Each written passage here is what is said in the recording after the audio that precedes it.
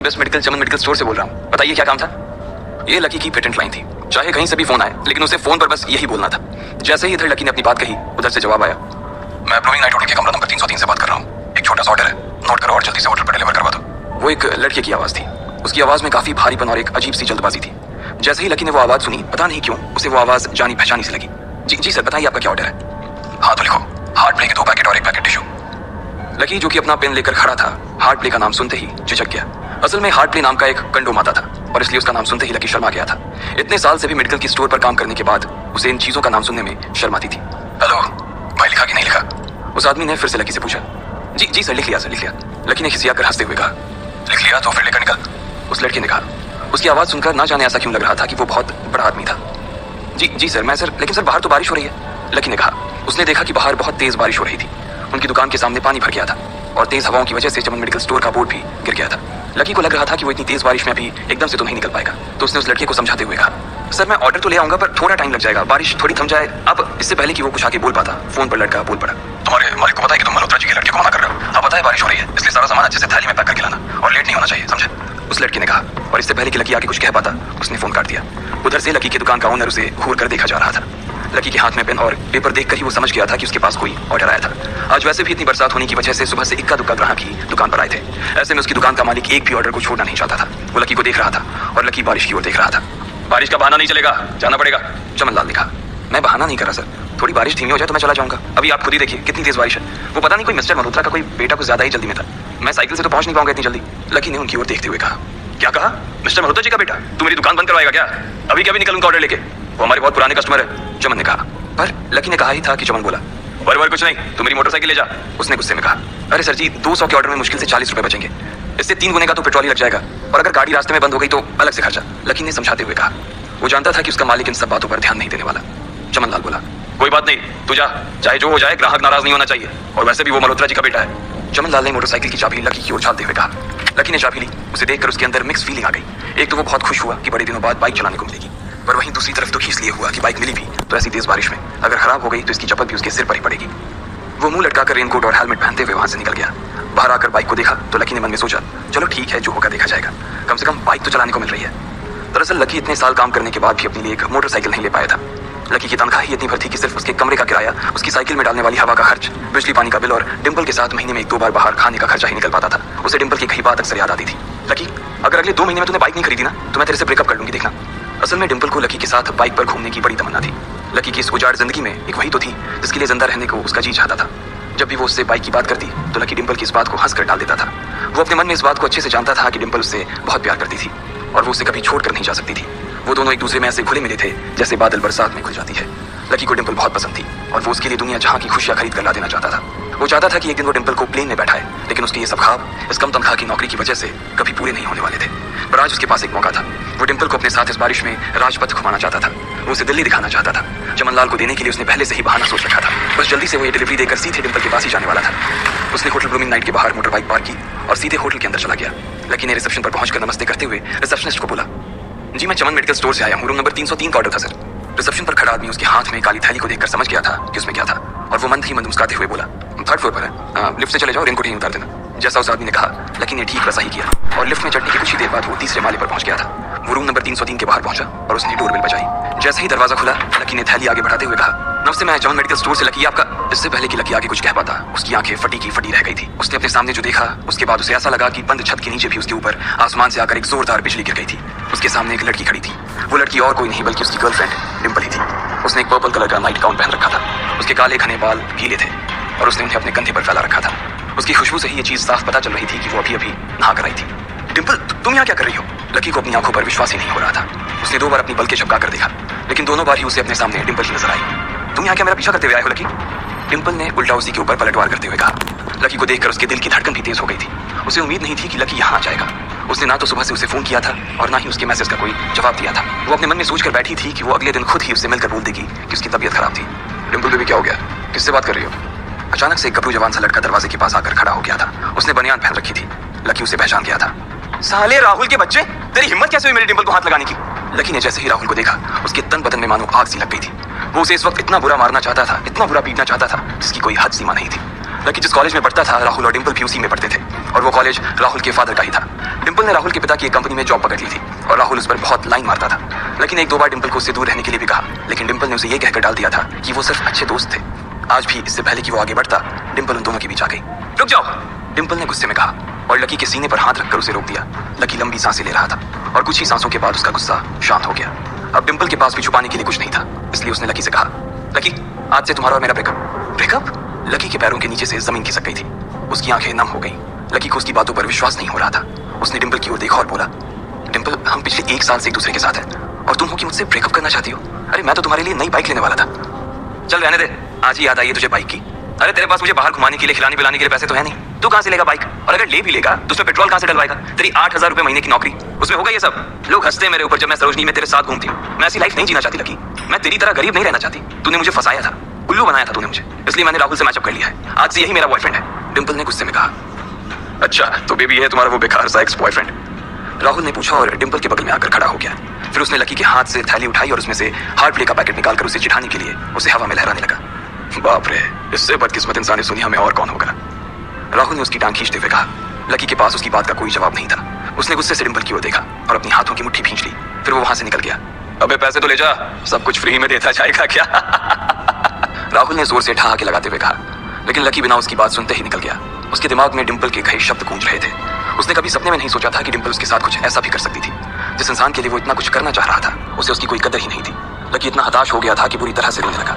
इस बार वो लिफ्ट से नहीं बल्कि सीढ़ियों से नीचे उतरा और एक एक सीढ़ी उतरने के साथ उसके आंसू आंखों से छलकते जा रहे थे। जब उसकी आवाज सुनकर कुछ लोग अपने कमरे से बाहर आए तो लकी ने तुरंत अपने आंसू पोंछे और तेजी से वहां से भाग गया। उसे जिंदगी में पहली बार प्यार हुआ था और पैसों की कमी की वजह से न सिर्फ उसका प्यार बल्कि उसकी पूरी जिंदगी बर्बाद हो गई थी।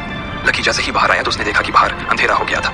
आसमान में तेज बिजली कड़की और बारिश जो थमी थी एकाएक फिर से झमाझम बरसने लगी। ये देख लकी के थमे हुए आंसू एक बार फिर से छलक गए। उसका दिल बुरी तरह से डूब चुका था, लेकिन उसे इस बात की खुशी भी हो रही थी। आखिर आज उसे डिम्पल का असली चेहरा नजर आ गया था। वो तो उसके साथ घर बसाने की सोच रहा था, लेकिन अच्छा हुआ कि उसने पहले ही उसका घर बर्बाद होने से बचा लिया। लकी को दुख तो बहुत हो रहा था, पर उसे यह भी लग रहा था कि उसे आगे चलकर यही दुख उसे खुशी देने वाला था। लेकिन एक चीज थी जो लकी को परेशान कर रही थी, वो थी उसकी माली हालत। उसकी जेब इतनी तंग थी कि उसे फटी हुई जेब की पैंट पहनकर घूमना पड़ता था। कभी कभी तो लकी सिर्फ रोटी खाकर दिन काट लेता था। वो कब से कोशिश कर रहा था कि कोई अच्छा काम पकड़ सके, लेकिन उसे कोई काम देने को राजी नहीं था।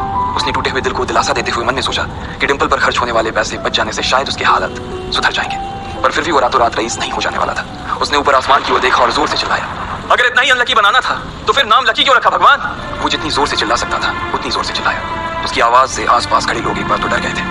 लकी ऊपर ही देख रहा था और उसके आंसू बारिश के पानी के साथ मिल गए थे। जैसे ही वो फूट कर रोने को था, तभी उसके फोन पर एक मैसेज आया। जैसे ही लकी ने अपना फोन निकालकर उस मैसेज को पढ़ना शुरू किया, उसकी तो आंखें ही चमक गई। अचानक उसके आंसू हंसी में बदल गए और वो जोर जोर से वहीं सड़क पर नाचने लगा। उस मैसेज में लिखा था, परिवार की रिसर्च और परिवार के निर्णय के हिसाब से अग्रवाल परिवार का वारिस लक्ष्मण लाल अग्रवाल उर्फ लकी ने गरीबी अभ्यास की परीक्षा को पास कर लिया है और आज से ही वो उस जमीन और उस जायदाद का मालिक हो जाएगा जो परिवार ने उसके नाम कर रखी थी। ये कैसा मैसेज था? आखिर कौन था लकी? क्या बाहर हो गया था? अब यास्मीन को तो वो मिल गया था, लेकिन उसके लिए उससे भी बड़ी एक और मुसीबत खड़ी हो गई थी। लकी जिस कमरे के बाहर अभी खड़ा था, उस कमरे के अंदर शहर के सभी रईस लोगों का उठना बैठना था। बैंक के सिलसिले में या फिर किसी दूसरे काम के सिलसिले में वो सभी लोग यहीं आकर बात किया करते थे। उस कमरे के अंदर जो लोग बैठे थे, उन सबके करोड़ों रुपए इस बैंक के खाते में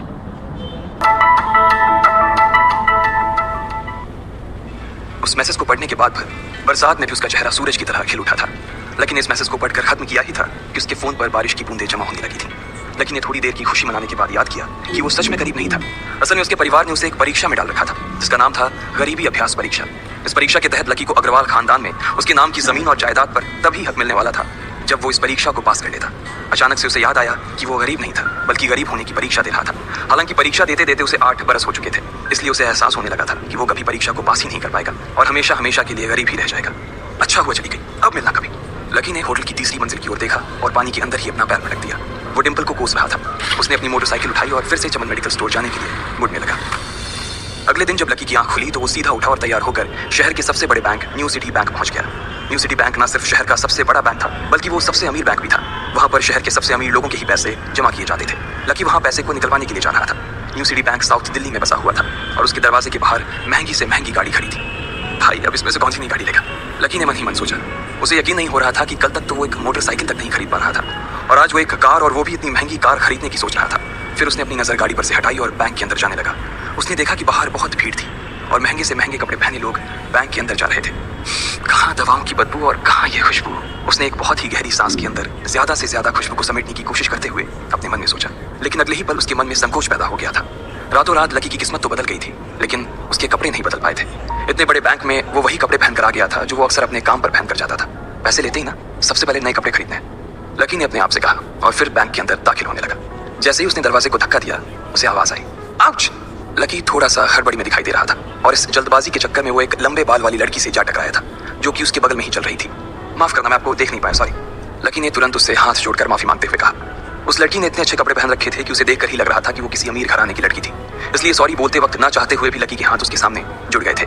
लेकिन जब उस लड़की ने लकी के कपड़े और उसके हुलिये को देखा तो उसने अपनी नाक बहुत सी कोट ली। वो लगभग हर रोज इस बैंक में आया और जाया करती थी, लेकिन उसने आज तक इस बैंक के अंदर लकी जैसे फटीचर आदमी को घुसते हुए नहीं देखा था। उसके बालों में से आंवले के तेल की गंध आ रही थी। उसने गुस्से भरी नजरों से लकी की ओर देखा और बोली, क्यों नहीं देख पाए? मैं क्या ट्रांसपेरेंट हूँ? तुम्हें इतनी बड़ी लड़की दिखाई नहीं देती?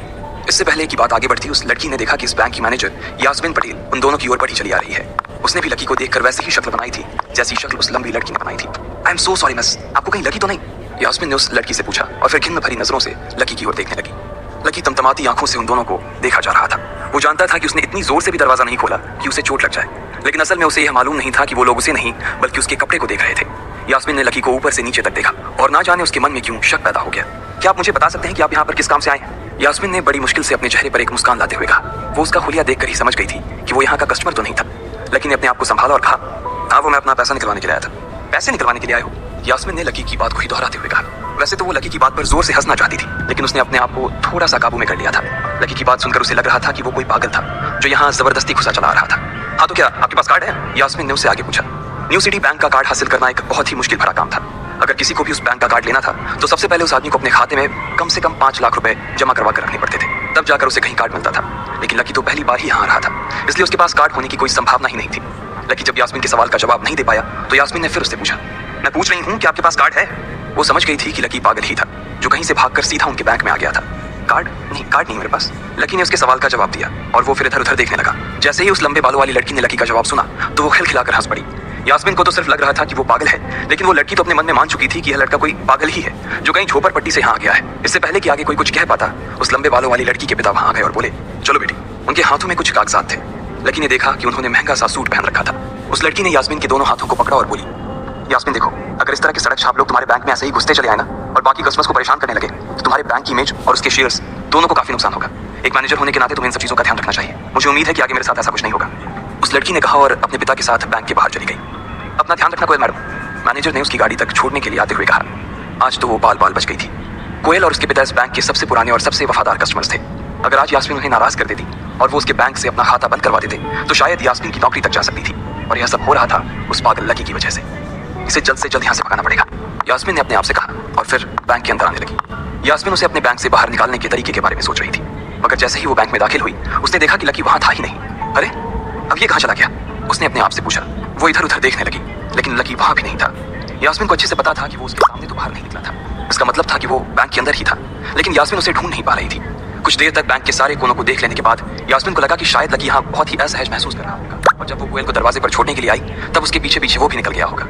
चलो जान बची, यास्मीन ने अपने आप से कहा और अपने केबिन में आकर बैठ गई। जैसे ही उसने आज के दिन की पहली फाइल उठाई थी उसे किसी एक की झलक दिखी। ये कोई और नहीं बल्कि लकी ही था। अरे ये कहाँ छिपा हुआ था? यास्मीन ने अपने आप से ही कहा और तुरंत फाइल को टेबल पर रखकर वो ऑफिस के बाहर आ गई। उसने देखा कि लकी बैंक के VIP लॉन्च के बाहर खड़ा था और उसके खंबे की आड़ की वजह से वो यास्मीन की नजर से बाहर हो गया था। अब यास्मीन को तो वो मिल गया था, लेकिन उसके लिए उससे भी बड़ी एक और मुसीबत खड़ी हो गई थी। लकी जिस कमरे के बाहर अभी खड़ा था उस कमरे के अंदर शहर के सभी रईस लोगों का उठना बैठना था। बैंक के सिलसिले में या फिर किसी दूसरे काम के सिलसिले में वो सभी लोग यहीं आकर बात किया करते थे। उस कमरे के अंदर जो लोग बैठे थे उन सबके करोड़ों रुपए इस बैंक के खाते में जमा थे। अब अगर ऐसे में लकी वहां घुस जाता तो सब लोग मिलकर यास्मीन की गर्दन पर चढ़ जाते। रुको, जहां हो वहीं खड़े रहो, यास्मीन जोर से और साथ ही गुस्से से चिल्लाई। बाकी के लोग जो वहां खड़े थे वो यास्मीन की ये चीख सुनकर डर गए थे। कुछ लोगों को उसकी इतनी जोर से आवाज करने की वजह से गुस्सा भी आ गया था और यास्मीन सबसे मुस्कुराते हुए माफी मांगकर आगे बढ़ती जा रही थी। वो लकी को किसी भी तरह से उस कमरे में जाने से रोकना चाहती थी, लेकिन उससे पहले ही वो उस कमरे के अंदर दाखिल हो चुका था। अरे यार, ये आदमी है या गधा? यास्मीन ने अपना ही सिर पीटते हुए कहा और वो भी उस कमरे के दरवाजे की ओर बढ़ने लगी। उसने उस कमरे का दरवाजा खोलने की कोशिश की, लेकिन वो अंदर से लॉक हो गया था। बाप रे, ये कैसा आदमी है? बिना परमिशन के अंदर घुसा तो घुसा, लेकिन दरवाजा भी अंदर से बंद कर लिया। अब यास्मीन की सांसें फूलती जा रही थी। उसे बहुत डर लग रहा था। उसका जी यह सोचकर घबराया जा रहा था कि ना जाने अंदर लकी और उस रिलेशन मैनेजर के बीच क्या हो रहा होगा। इधर जैसे ही लकी कमरे में दाखिल हुआ, वहां का कस्टमर रिलेशन मैनेजर जो कि सोफे पर फैला हुआ था वो उसे देखते ही अचानक सीधा बैठ गया। हेलो सर, कैसे हैं आप? उसके मुंह से बिना लकी को देखते हुए ये शब्द निकले। उसे याद था कि इस कमरे में कुछ खास लोग ही आते थे और जो भी आते थे यास्मीन उनके आने की खबर उसे पहले ही दे देती थी। लेकिन इस वक्त जो आदमी उसके सामने खड़ा था उसे देखते ही वो अपनी जगह पर जम गया था। ना तो वो कहीं से भी वीआईपी लग रहा था और ना ही वो उसका कोई रिश्तेदार था। कौन हो भाई तुम, क्या चाहिए तुम्हें? उस मैनेजर ने 20 साल के जवान लड़के को देखते हुए कहा। मैं यहाँ अपना पैसा लेने आया हूँ। लकी ने सीधे मुद्दे की बात को मैनेजर के सामने रखते हुए कहा। तुम्हारे पास हमारा सुप्रीम कार्ड है? मैनेजर ने उसे ऊपर से नीचे तक देखा और पूछा। नहीं नहीं, मेरे पास कोई कार्ड नहीं है। लकी ने कहा। तो फिर हम तुम्हें कोई पैसा नहीं दे सकते। चलो अभी दरवाजा खोलो और सीधा बाहर निकलो, मैनेजर ने कहा और सोफे पर से उठ गया। नहीं, मैं अपना पैसा लिए बिना नहीं जाऊंगा यहाँ से। लकी भी जिद पर अड़ गया। अरे बोला ना, बिना कार्ड वाले को पैसा नहीं मिलता है, और वो भी पैसा होगा तब तो मिलेगा ना। मैनेजर ने उसके करीब आते हुए कहा। अरे पैसा है तभी तो निकालने आया हूँ सर, लकी ने कहा। देख फालतू की बहस मत कर सुबह सुबह, वरना मैं सिक्योरिटी को बुला लूंगा तो वो लोग मार मार कर बाहर निकालेंगे तुझे। लकी यह सुनकर घबरा गया था। मैनेजर के चेहरे का गुस्सा उसे साफ नजर आ रहा था, लेकिन ऐसा भी नहीं था कि वो झूठ बोल रहा था। भले ही उसके पास कार्ड नहीं था, लेकिन इसका मतलब ये नहीं था कि वो अग्रवाल खानदान का लड़का नहीं था। जैसे जैसे मैनेजर उसकी ओर बढ़ता चला जा रहा था, लकी का डर भी बढ़ता जा रहा था। मैनेजर को लग रहा था कि वो कोई संकी था और वो उसे धक्का मारकर बाहर निकालने के लिए आगे बढ़ ही रहा था कि अचानक घबराए हुए लकी के दिमाग में एक आइडिया आया। फिंगरप्रिंट। उसने अपना अंगूठा कमरे में मौजूद उस मैनेजर के सामने उठाते हुए कहा। फिंगरप्रिंट? कौन सा फिंगरप्रिंट? मैनेजर ने चौंकते हुए पूछा। अरे अरे आपने कहा ना कि आपको कार्ड चाहिए, पर मेरे पास कार्ड नहीं है, फिंगरप्रिंट है, और मुझे मालूम है कि आपके यहाँ फिंगरप्रिंट से भी पैसे निकलते हैं। ये कहते ही लकी ने एक राहत की सांस ली थी, लेकिन मैनेजर को यह समझ नहीं आ रहा था कि आखिर लकी को फिंगरप्रिंट की जानकारी मिली कैसे। तुम फिंगरप्रिंट यूज करना चाहते हो? मैनेजर ने लकी को घूरते हुए पूछा। लकी की शक्ल और उसका हुलिया मैनेजर के लिए उसकी बातों से मेल नहीं खा रहा था। हाँ, मैं फिंगरप्रिंट यूज करना चाहता हूँ सर, लकी ने सीना चौड़ा करते हुए कहा। उसे इस तरह देख तो मैनेजर और भी कंफ्यूज हो गया था। मैनेजर ने सोचा कि उसे एक चांस देना चाहिए, इसलिए उसने लकी को फिंगरप्रिंट इस्तेमाल करने की इजाजत दे दी थी। वो अपनी टेबल के पास गया और उसके दराज में फिंगरप्रिंट वाली मशीन ढूंढने लगा। 2-3 ड्रॉर में झांकने के बाद आखिरकार उसे वो मशीन मिल गई थी।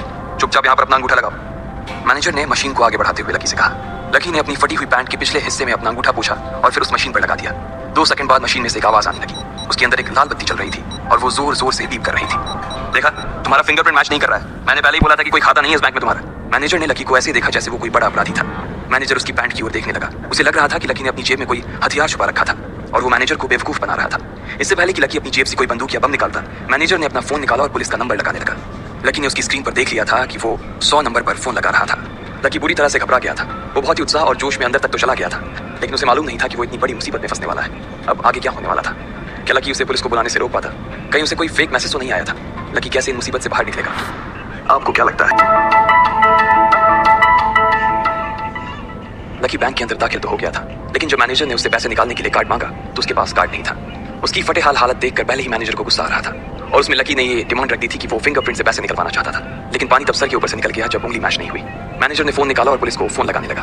अरे अरे ये क्या कर रहे हो? देखिए सर, मेरी बात सुनिए, मैं कोई क्रिमिनल नहीं हूँ। हो सकता है मैंने गलत उंगली लगा दी हो, बस आप मेरे को एक लास्ट बार फिंगरप्रिंट लगाने दो प्लीज। लकी ने उसके सामने हाथ जोड़ते हुए कहा। देख, ये उंगली भी अगर नहीं लगी ना तो फिर ये मत कहना कि मैं अगली उंगली भी ट्राई करके देखता हूँ। बार बार ऐसा नहीं चलने वाला है। अगर ये वाली काम नहीं की तो मैं सीधा पुलिस को फोन करने वाला हूँ। मैनेजर ने लकी को धमकाते हुए कहा। उसने अपने एक हाथ में मशीन और दूसरे हाथ में मोबाइल फोन पकड़ा हुआ था। उसने अपनी स्क्रीन पर पुलिस का नंबर खोल रखा था और उसका अंगूठा हरे बटन पर ही टिका हुआ था। इधर लकी ने अपने सीधे हाथ की उंगली को अपनी पैंट से साफ किया और भगवान का नाम लेकर उसे उस मशीन पर लगा दिया। जैसे ही उसकी उंगली उस मशीन पर पड़ी, अब की बार फिर मशीन से एक आवाज आई और वो चमक कर हरी हो उठी। तभी मैनेजर के मोबाइल पर एक मैसेज आया। मैनेजर ने उस मैसेज को पढ़ना शुरू किया। वेरिफिकेशन सक्सेसफुल, खाता 1, नाम लक्ष्मण लाल अग्रवाल, खाता नंबर 01104। जैसे ही मैनेजर ने इस मैसेज को देखा, उसकी आंखें फटी की फटी रह गई थी। उस मशीन पर चमकती लाइट को देखते हुए लकी की आंखें भी चमक आई थी। लकी उस हरी बत्ती को देखते ही झूम उठा था और फिर उसने मैनेजर को घूर कर देखा। उसके दिमाग में वो सारी बातें चल रही थी जो मैनेजर उसे अभी थोड़ी देर पहले सुना रहा था। इधर मैनेजर ने उसके आगे हाथ जोड़े और खिसिया कर हंसते हुए कहा। लक्ष्मण सर, प्लीज़ मुझे माफ़ करना सर। मैं इस ब्रांच में नया आया हूँ और इसलिए मुझे मालूम नहीं था कि आप कौन हो। मैं इस ब्रांच का कस्टमर मैनेजर शशिकांत वर्मा हूँ। प्लीज़ आगे भी मेरा ध्यान रखना सर, प्लीज़। Sorry sir. हाँ ठीक है, तो मुझे ये बताओ कि मेरे खाते में कितने पैसे रखे हुए हैं, लकी ने कहा और वो अब सोफे पर बैठ गया। मैनेजर उसके सामने ही खड़ा हुआ था और उसके खाते की जानकारी अपने फ़ोन पर ही निकाल रहा था। उसने अपने फ़ोन पर इधर उधर कुछ उंगलियां चलाई और बोला, हो गया सर, आपके खाते में इस वक्त 90,80,70,650 रुपए रखे हुए हैं सर। शशिकांत के खुद के होश इतनी बड़ी रकम को देखने के बाद उड़ गए थे। उसे विश्वास नहीं हो रहा था कि इस आदमी के खाते में इतना पैसा भी हो सकता था। लकी की शक्ल देखकर तो यही लग रहा था कि उसकी उम्र 20 से 22 साल से ज्यादा नहीं थी। ऐसे में अगर उसके खाते में इतना सारा पैसा रखा हुआ था तो ये वाकई बहुत बड़ी बात थी। शशिकांत अपने मन में ये सोच रहा था कि दुनिया के 99% लोग ही अपनी पूरी जिंदगी काम करने के बाद भी इतना पैसा नहीं कमा सकते थे जितना कि लकी के खाते में इतनी छोटी सी उम्र में रखा हुआ था। लेकिन लकी ने इधर जब उसके फोन में अपने खाते पर पड़ी हुई जानकारी को देखा तो उसे कुछ अजीब सा लगा। उसे लग रहा था कि उसे तुरंत इतने पैसों के हिसाब से अब अपनी जिंदगी को ढालने की कोशिश करनी शुरू कर देनी चाहिए, वरना उसके साथ वही होने वाला था जो आज बैंक में उसके साथ हुआ था। अरे सर, खाते में पैसे के अलावा और भी चीजें हैं जो मैं आपको बताना चाहता हूँ सर। मैनेजर ने फिर से अपनी फोन पर उंगलियां फिराई और बोला, सर एक तो आपके खाते में एक फरारी जुड़ी हुई दिखा रहा है सर, इसके अलावा आपके खाते में 2 किलो सोने की 100 ईंटें रखी हुई हैं, 5 किलो सोने की 20 ईंटें, पिकासो की 3 असली पेंटिंग है, 20 हीरे हैं 24 कैरेट के और भी बहुत कुछ है सर। मैनेजर ने हाफते हुए और अपने पसीने साफ करते हुए कहा। इतना सारा धन देखने के बाद शशिकांत की आंखें तो बाहर ही निकल आई थी। उसने कभी लकी जितना अमीर आदमी अपनी जिंदगी में नहीं देखा था। जितना पैसा और सोना और जायदाद उसके पास था, उसका 10% भी इस ब्रांच में किसी और के पास नहीं था। ठीक है, चलो मुझे एक कार्ड दे दो तुम। लकी ने अपने दोनों हाथों को अपने सिर के पीछे रखते हुए कहा। जी सर, मैं अभी आपके लिए एक नया कार्ड बनवा देता हूँ सर, मुझे बस 10 मिनट दीजिए सर, बस 10 मिनट। शशिकांत ने कहा और फिर लकी के सामने ही निकल गया। जितनी देर में लकी ने अपने फोन पर फिर से उस मैसेज को खोलकर देखा, उतनी ही देर में मैनेजर उसके लिए एक चमकता हुआ सुप्रीम कार्ड लेकर उसके सामने आ गया था। लेकिन उस कार्ड को देखने के बाद ना जाने क्यों मैनेजर को ऐसा लग रहा था कि ये कार्ड लकी की संपत्ति के आगे कुछ भी नहीं था। फिर भी मैनेजर इसमें कुछ नहीं कर सकता था, क्योंकि वो जानता था कि उसके पास इस ब्रांच में इससे बड़ा और कोई कार्ड नहीं था। इसलिए फिलहाल वो लकी को यही दे सकता था। उसने उस कार्ड पर लकी का पूरा नाम लक्ष्मण लाल अग्रवाल गुदवा दिया था। लीजिए सर आपका कार्ड, पासवर्ड वगैरह सर आपको ईमेल पे मिल जाएगा। शशिकांत ने मुस्कुराते हुए कहा और वो लकी के सामने हाथ बांधकर खड़ा हो गया। इधर लकी ने उस कार्ड को उलट पलट कर देखा और फिर अपनी जगह से खड़ा होकर वो बाहर निकलने लगा। शशिकांत का मन तो यही कर रहा था कि वो उसे दरवाजे तक छोड़ने जाए, लेकिन उसकी ड्यूटी इसी ऑफिस में थी और वो किसी को बाहर छोड़ने नहीं जा सकता था। फिर भी वो लकी के लिए दरवाजा खोलने के लिए आगे आ गया था। इधर यास्मीन अपने केबिन में अपना सिर पकड़े हुए बैठी थी। उसे समझ नहीं आ रहा था कि आखिर अंदर चल क्या रहा था। एक पल को तो उसे लगा कि लकी पागल नहीं बल्कि बदमाश था कोई, और उसने शशिकांत को बंदी बना लिया था। लेकिन जब वो लकी के लिए कार्ड लाने के लिए अपने दफ्तर से बाहर आया तो यास्मीन को लगा कि कुछ गड़बड़ नहीं हुई थी। फिर ये इतनी जल्दी में कहाँ जा रहे हैं, उसने अपने आप से पूछा। शशिकांत को सुरक्षित देख बैंक के बाकी लोग भी दरवाजे पर से पीछे हट गए थे। वैसे भी उसे देखते ही सब लोग अपनी अपनी जगह पर वापस दौड़े चले जाते थे। शशिकांत का खौफ ही ऐसा था कि उसकी आंखों की झलक भर से खड़ा कर्मचारी जाकर अपनी कुर्सी पर बैठ जाता था। लेकिन एक बार शशिकांत के बाहर आने के बाद वो दोबारा बाहर नहीं आया था और ना ही लकी कमरे से बाहर आया था। इधर यास्मीन परेशान हुई जा रही थी। वो जानती थी कि अगर कुछ भी गड़बड़ हुआ तो सबसे पहले उसकी नौकरी जाने वाली थी। उसने बड़ी मुश्किल से और मेहनत करके इस नौकरी को हासिल किया था और वो किसी पागल की वजह से इसे अपने हाथ से नहीं जाने देना चाहती थी। जैसे ही परेशान यास्मीन ने अपनी नजर उठाकर फिर से उस कमरे की ओर देखा तो पाया कि लकी बहुत ही आराम से उस कमरे से बाहर निकलकर दरवाजे की ओर बढ़ता चला जा रहा था। ए, रुको, तुम इस तरह नहीं जा सकते। यास्मीन जोर से चिल्लाई और भागते हुए लकी के पास चली गई। तुम्हारी हिम्मत कैसे हुई जबरदस्ती हमारे वीआईपी रूम में घुसे चले जाने की, यास्मीन ने गुस्से में पूछा। उसका मन तो यही कर रहा था कि वो अभी लकी का गिरबान पकड़कर उसे झकझोर दे, लेकिन उसने अपने आप को रोक रखा था। मैंने पहले भी कहा था ना आपसे, मैं यहाँ सिर्फ अपना पैसा लेने आया था और कुछ नहीं, लकी ने कहा और मुस्कुराने लगा। यास्मीन ने देखा कि उसके हाथ में एक सुप्रीम कार्ड था और वो उसकी उंगलियों के बीच चमक रहा था। यास्मीन के दिमाग में आया कि लकी ने ये कार्ड कहीं अंदर से चुरा तो नहीं लिया, और इससे पहले कि वो यहाँ से चोरी करके भागता, यास्मीन जोर से चिल्लाई, सिक्योरिटी सिक्योरिटी। उसकी आवाज को सुनते ही 2 बंदूक वाले गार्ड भागे भागे यास्मीन के पास आ गए। ये चोरी करके भाग रहा है, पकड़ो इसे। लकी ने जब यास्मीन के मुंह से ये बात सुनी तो उसके कान खड़े हो गए। इससे पहले कि वो वहां से अपनी जान बचाकर भाग पाता, सिक्योरिटी वालों ने उसे धर दबोच लिया था और फिर उसकी जेब टटोलने लगे थे। इधर यास्मीन ने देखा कि उस सुप्रीम कार्ड पर उसने अपना नाम भी गुदवा दिया था। तुम्हारी इतनी हिम्मत कि तुमने शशिकांत सर को डराकर अपना नाम भी लिखवा लिया इस पर, इसकी जेब चेक करो, यास्मीन ने गुस्से से कहा। दोनों में से एक गार्ड लकी की जेब टटोलने लगा था। लकी की समझ में नहीं आ रहा था कि आखिर ये लड़की उससे समझ क्या रही थी। अगर उसे उसके खाते या इसकी संपत्ति या सिर्फ इसके परिवार के बारे में भी पता चल जाता तो भी यास्मीन उसके पैरों में गिर जाती। इससे पहले कि लकी अपनी सफाई में कुछ कह पाता, एक गार्ड बोला, मैडम इसकी जेब में तो कुछ नहीं है बल्कि फटी हुई जेब है इसकी। तभी उसकी बात सुनकर दूसरे सिपाही ने कहा, मैडम हो सकता है ये इसी जेब में चाकू रख कर लाया हो और उसको निकालते वक्त उसी चाकू से इसकी जेब फट गई होगी, मुझे तो ऐसा ही लग रहा है। दूसरे सिपाही ने अपनी लड़खड़ाती जबान में बोला, अरे पागल हो क्या, ये सब आप लोग क्या बोल रहे हो शशिका। इससे पहले कि लकी आगे कुछ बोल पाता, एक गार्ड ने उसके दोनों हाथों को मरोड़ दिया था। इधर यास्मीन अपने मन में सोच रही थी कि अगर वो चाकू लाया था तो फिर वो चला कहाँ गया था। बाप रे! अचानक से यास्मीन की आंखें बड़ी सी हो गई थी। उसे लगा कि लकी ने उस चाकू से शशिकांत का खून कर दिया था। यास्मीन ने तुरंत अपना फोन निकाला और पुलिस को फोन मिलाते हुए कहा, हेलो पुलिस स्टेशन, मैं न्यू सिटी बैंक से बोल रही हूँ। हमारे बैंक में एक सनकी चोर घुस आया है और उसने हमारे कस्टमर मैनेजर का खून कर दिया है, आप प्लीज जल्दी आ जाइए सर। यास्मीन ने घबराते हुए कहा और फोन रख दिया। तब तक दोनों गार्ड ने लकी को नीचे घुटनों के बल बैठा दिया था और उसके सिर पर बंदूक तान दी थी। जैसे ही बाकी लोगों ने भी अपनी आंखों के सामने ये मंजर देखा तो वो सब लोग भी लकी के आसपास घेरा बनाकर खड़े हो गए। अंदर बैठे मैनेजर ने जब इस हलचल को देखा तो वो भी अपना सारा सिस्टम बंद करके बाहर आ गया। अरे क्या हो रहा है ये सब, उसने जोर से आवाज देते हुए पूछा। जैसे ही सब लोगों ने उसकी आवाज सुनी तो वो चौंक गए और शशिकांत वर्मा की ओर देखने लगे। देखने वालों में यास्मीन भी शामिल थी और उसने देखा कि उसका मैनेजर तो जिंदा है और सही सलामत उसकी आंखों के सामने खड़ा था। सर आप जिंदा हैं? यास्मीन ने खुशी और आश्चर्य भरे भाव के साथ शशिकांत की ओर देखते हुए कहा, लेकिन अगले ही पल उसकी खुशी की जगह दुख ने ले ली थी। उसे एहसास हो रहा था कि आखिर उसने कितनी बड़ी गलती कर दी थी। यास्मीन ने अपनी ही जुबान काट ली थी और उसके जले पर नमक छिड़का शशिकांत ने। उसने कहा, मैं क्यों इतनी जल्दी मरने लगा और तुमने ये सब क्या तमाशा लगा रखा है, उसने कहा और फिर उस भीड़ की ओर बढ़ने लगा। जैसे ही वो आगे आया उसने देखा कि उन लोगों ने लकी को गन पॉइंट पर बैठा रखा है। अरे किसने किया ये? शशिकांत तुरंत लकी की ओर दौड़ा और उसने उसके पास खड़े दोनों गार्ड्स को हटा दिया। फिर लकी को उठाने के लिए उसने अपना हाथ उसकी ओर बढ़ा दिया और बोला, sir I am really sorry sir, इस बेवकूफी के लिए मैं आपसे माफी मांगता हूँ sir, I am really sorry sir. Shashikant उसके पैरों में ही गिरने को हो गया था। लकी उसका हाथ पकड़कर खड़ा हुआ और फिर यास्मीन की ओर घूरने लगा। आप पूछ रहे थे ना कि किसने किया? इसने किया ये, और इसने सिर्फ इतना ही नहीं किया बल्कि इसने पुलिस को भी बुला लिया है। इसे लग रहा है कि मैं कोई क्रिमिनल हूं जिसने आपका खून कर दिया है और आपसे ये कार्ड चुरा कर भाग रहा हूं, ये कार्ड जो आपने मुझे दिया है। लकी ने यास्मीन की ओर उंगली दिखाते हुए गुस्से में कहा। अचानक ही सब लोग थोड़ा पीछे हटकर यास्मीन को देखने लगे थे। यास्मीन घबराई हुई सी फर्श पर तो कभी छत को देखे जा रही थी। यास्मीन, जो मैं सुन रहा हूं क्या वो सच है? शशिकांत ने यास्मीन को घूरते हुए गुस्से में पूछा। उसकी आंखों में छुपे गुस्से को यास्मीन बर्दाश्त नहीं कर पा रही थी, इसलिए उसकी ना तो लकी से और ना ही शशिकांत से नजर मिलाने की हिम्मत हो रही थी।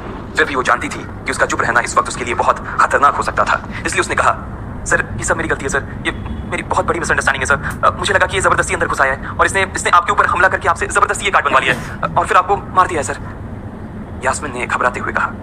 उसकी डरी सहमी सी आंखों में अब आंसू ही आ गए थे। मैनेजर ने जब उसकी ये बात सुनी तो उसने अपना सिर पकड़ लिया। यास्मीन जैसी समझदार लड़की इतनी बड़ी भूल कैसे कर सकती थी? उसने लकी को पहचाना ही नहीं था। खैर, मैनेजर को लगा कि इसमें उसकी कोई गलती नहीं थी। जब वो खुद लकी को नहीं पहचान पाया था तो फिर यास्मीन कैसे पहचान पाती? इसलिए उसने सोचा कि सबके सामने उसे कुछ कहने से अच्छा था कि वो यास्मीन को एक कोने में ले जाकर लकी की सच्चाई बताए। शशिकांत ने उसका हाथ पकड़ा और उसे खींचकर अपने साथ खंबे के पास ले गया और बोला, तुम्हें मालूम है ये कौन है? अरे ये लक्ष्मण अग्रवाल है, लक्ष्मण अग्रवाल खानदान का वारिस। तुम्हें पता है ना कि अग्रवाल खानदान का खाता हमारे बैंक की जितनी भी शाखाएं हैं उसमें सबसे बड़ा खाता है। यास्मीन ने जैसे ही ये नाम सुना उसके पैरों के नीचे से जमीन खिसक गई थी। वो जानती थी कि अगर न्यू सिटी बैंक इतनी ऊंचाइयों पर पहुंचा था तो उसके पीछे अग्रवाल खानदान का सबसे बड़ा हाथ था। इस बात का जिक्र उससे तब भी किया गया था जब उसने नौकरी ज्वाइन की थी। तुम्हें पता है इस लड़के के नाम पे कितनी प्रॉपर्टी है? ये अपने दम पर ना इस पूरे एरिया को खरीद सकता है, शशिकांत ने यास्मीन से कहा। यास्मीन जैसे जैसे लकी को देखी जा रही थी वो बड़ी बड़ी आंखों से उसे घूरे जा रही थी। लकी कभी उन दोनों को देख रहा था तो कभी अपने आसपास खड़े लोगों को देख रहा था। अब सबसे पहले तो पुलिस को फोन करो और उनसे कहो कि हमसे गलती हो गई थी, और उसके बाद जाकर तुम उनसे भी माफी मांगो, और अगर उन्होंने तुम्हें माफ कर दिया तो तुम्हारी किस्मत, वरना समझ लेना कि तुम्हारी नौकरी चली गई, शशिकांत ने कहा और दौड़कर लकी के पास जाकर खड़ा हो गया। इधर यास्मीन अभी भी वहीं पर खड़ी थी। अभी अभी जो शशिकांत उसे बता कर गया था वो यास्मीन पचा नहीं पा रही थी। उसे लग रहा था कि इसमें उसकी कोई गलती नहीं थी, लेकिन कोई उसकी सुनने वाला नहीं था। बैंक उस छोटी सी मैनेजर के चक्कर में अपने सबसे बड़े कस्टमर को छोड़ने वाला तो नहीं था। अब मेरे पास और कोई रास्ता नहीं बचा है, यास्मीन ने निराश होते हुए अपने आप से कहा, और फिर अपनी जेब से फोन निकालकर पुलिस थाने में फोन लगाया। जैसे ही यास्मीन ने पुलिस वालों से ये कहा कि उससे गलती हो गई और जिसे वो बदमाश समझ रही थी असल में वो बदमाश नहीं बल्कि शहर के सबसे बड़े रईस का बेटा था, तो उधर से आवाज आई, मैडम सॉरी लेकिन अब तो गाड़ी निकल गई है, वहां पहुंचती होगी, अब आपको जो भी कहना है इंस्पेक्टर साहब से कह देना। और उस पुलिस वाले ने फोन काट दिया। मर गए, यास्मीन ने अपने आप से निराश होते हुए कहा। उसके हाथ थर थर कांप रहे थे। उसे समझ नहीं आ रहा था कि अब वो क्या करे। अब उसके पास लकी से माफी मांगने के अलावा और कोई चारा नहीं बचा था। लेकिन अगर लकी सर ने मुझे माफ नहीं किया और उल्टा मेरे ऊपर डिफेमेशन का चार्ज लगा दिया तो, यास्मीन ने अपने आप से कहा, और वो अब और भी ज्यादा घबरा गई थी। उसने देखा कि लकी उसे घूर कर देख रहा था। शशिकांत पूरी कोशिश कर रहा था कि वो लकी को शांत करवा सके, लेकिन लकी वहां से हिलने का नाम तक नहीं ले रहा था। यास्मीन उसके पास पहुंच गई थी। वैसे तो वो जानती थी कि उसे माफी मांगने से उसकी किस्मत बदलने वाली तो थी नहीं, फिर भी उसने एक बार कोशिश करनी चाहिए और लकी से कहा, सर मैं आपको गलत समझ रही थी सर, एक्चुअली आपके। यास्मीन ने उसके कपड़े को देखा और एक सांस लेते हुए आगे बोली, सर प्लीज मुझे माफ कर दीजिए सर, मेरी इंटेंशन आपको हर्ट करने की बिल्कुल भी नहीं थी, मैं तो जो कुछ कर रही थी बैंक की सेफ्टी के लिए कर रही थी सर, यास्मीन ने गिड़गिड़ाते हुए कहा और नीचे देखने लगी। इट्स ओके, कोई बात नहीं है, लकी ने कहा और उसके हाथ से अपना सुप्रीम कार्ड लेकर निकल गया। यास्मीन को अपने कानों पर तो विश्वास ही नहीं हो रहा था। वो मान ही नहीं पा रही थी कि लकी ने उसे माफ कर दिया था। उधर लकी को अपने आप पर विश्वास नहीं हो रहा था कि वो रातों रात इतना अमीर हो गया था। आखिर लकी इतने पैसों का क्या करने वाला था? क्या उसके खाते की बैलेंस की तरह वो भी रातों रात बदल जाता? ये पैसा उसकी जिंदगी को क्या दिशा देने वाले थे? आपको क्या लगता है, क्या होंगे इन सभी सवालों के जवाब? कमेंट बॉक्स में कमेंट करके जरूर बताएं और सभी सवालों के जवाब को जानने के लिए सुनते रहिए